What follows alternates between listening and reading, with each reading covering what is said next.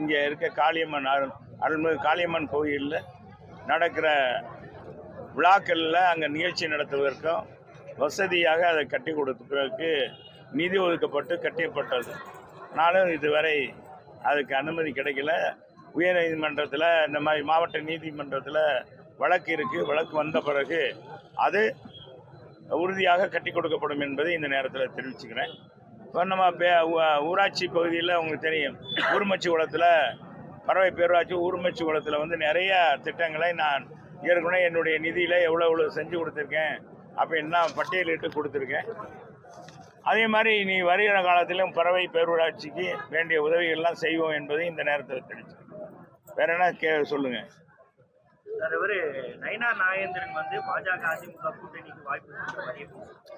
அவர் கருத்தை சொல்றாரு. எங்க பொதுச் செயலாளர் சொன்னாரா? அப்புறம் என்னத்துக்கு நீ அவர் சொல்றாருன்னா அவர் கருத்தை சொல்றாரு. அவர் கருத்தை சொல்றாரு. அது எங்க பொதுச் செயலாளர் தான் முடிவெடுப்பார்னு ஏற்கனவே சொல்லிட்டேன் நான். எந்த ஒரு முடிவாக இருந்தாலும் எங்கள் பொதுச் செயலாளர் தான் முடிவெடுப்பார். ஆனால் அவர் நயினார் நாகேந்திரன் சொன்னாலும் அதுக்கு நாம் பதில் சொல்ல முடியாது.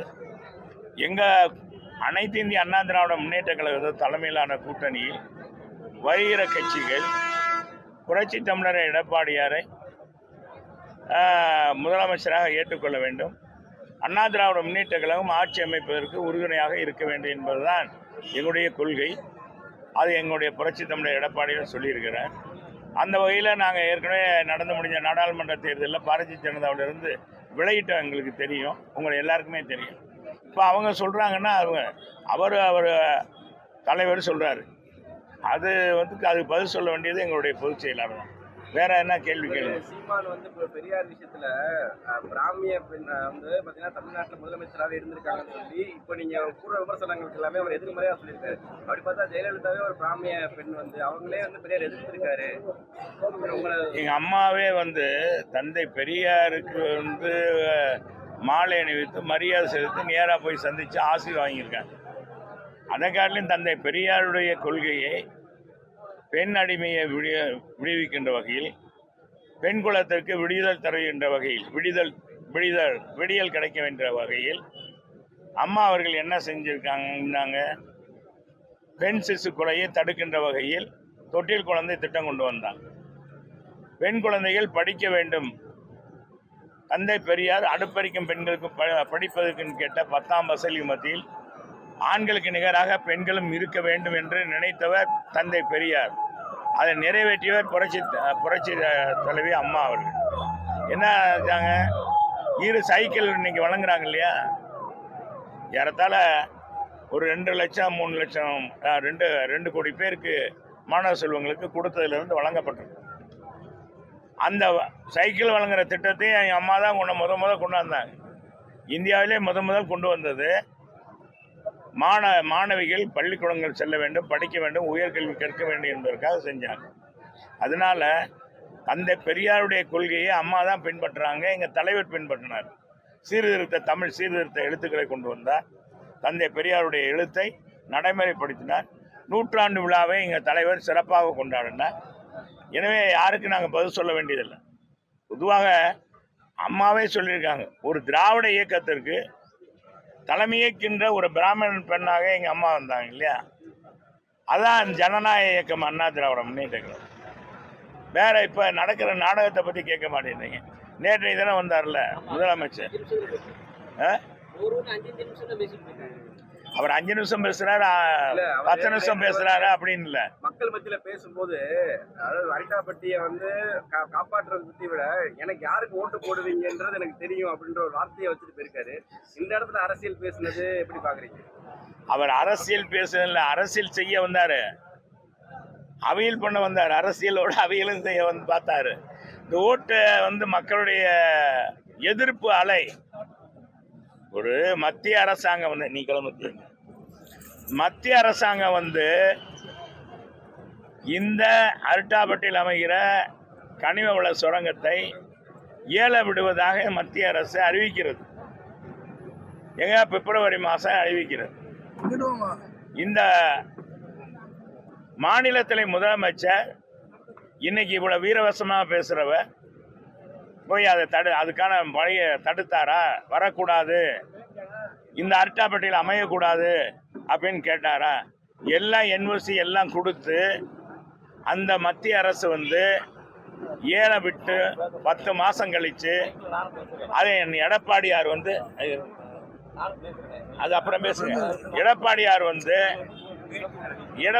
வந்து என்னன்னா அதை சட்டமன்றத்தை வலுவாக எதிர்க்கிறார். அந்த மக்கள் எதிர்க்கிறாங்க. யாரு? அரிட்டாப்பட்டில் மக்கள் எதிர்க்கிறாங்க. எதிர்த்து போராட்டம் ஆர்ப்பாட்டம் நடந்த பிறகுதான் அதற்கு அவர் வந்து என்ன செய்யறாரு, அப்புறமேல் தான் சட்டமன்றத்தில் என்ன சொல்றாரு, நான் முதலமைச்சராக இருக்கேன், அது வரைக்கும் என்ன செஞ்சீங்க அப்படின்னு தான் எங்க பொதுச் செயலாளர் கேட்டார்.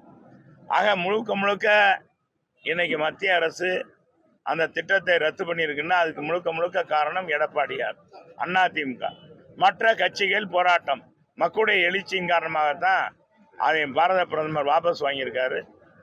இவர் சொன்னதுனால, இந்த அரசாங்கம் அழுத்தம் கொடுத்ததுனால இல்லை. இவங்களிருந்து 40 நாடாளுமன்ற உறுப்பினர் ஜெயிச்சு போனாங்க. என்ன செஞ்சாங்க? என்ன நடவடிக்கை எடுத்தாங்க? இந்த அரிட்டாப்பட்டியில் அமையக்கூடாதுன்னு போராட்டம் பண்ணாங்களா? பாராளுமன்றத்தை முடக்கினாங்களா? இதே நம்ம முதலமைச்சர் சொல்லணும்ல, செஞ்சாங்களா? நாங்கள் எங்களுடைய கட்சி நாடாளுமன்ற உறுப்பினர் என்னென்ன பேசுகிறாங்க, என்னென்ன நடவடிக்கை எடுத்தோம் அப்படின்னு ஏற்கனவே நடவடிக்கை எடுக்கணும்.